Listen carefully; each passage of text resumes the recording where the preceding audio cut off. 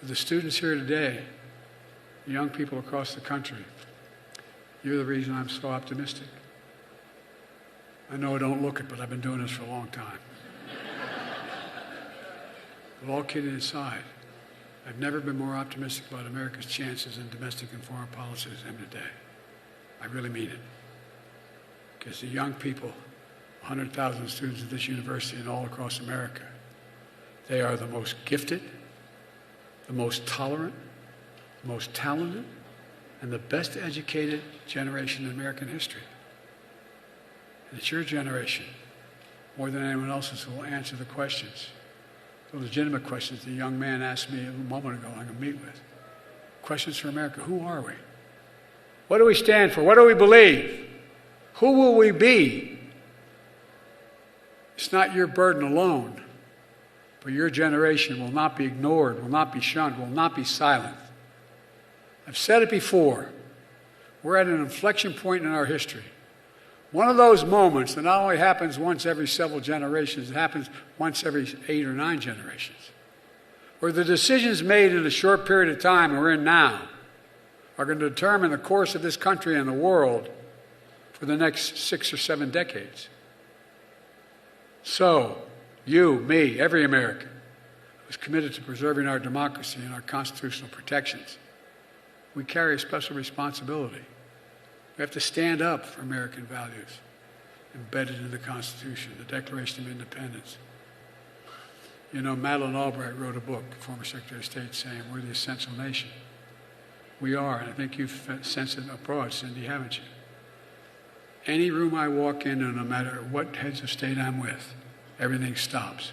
Not because of Joe Biden, but because I'm President of the United States of America. We are the essential nation. We are the essential nation. The rest of the world's looking. So we have to stand up for our Constitution, our institutions of democracy. History's watching. The world is watching. And most important, our children and grandchildren will hold us responsible. So let me close with this. In 3 years, we'll commemorate the 250th anniversary of the signing of the Declaration of Independence. A moment not only about our past, celebrating all we've done, but a moment about the future, but all we can be, still be. Imagine that moment and ask, what do we want to be? Now's our time to continue to choose and secure a sacred cause of the American democracy. I know we can meet this moment. John knew we could meet this moment. He believed, as so many patriots before him did, the character, destiny, in our own lives, in the life of this nation. He believed in us.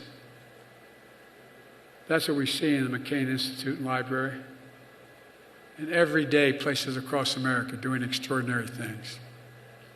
And remember that the soul of America depends on the souls of all Americans.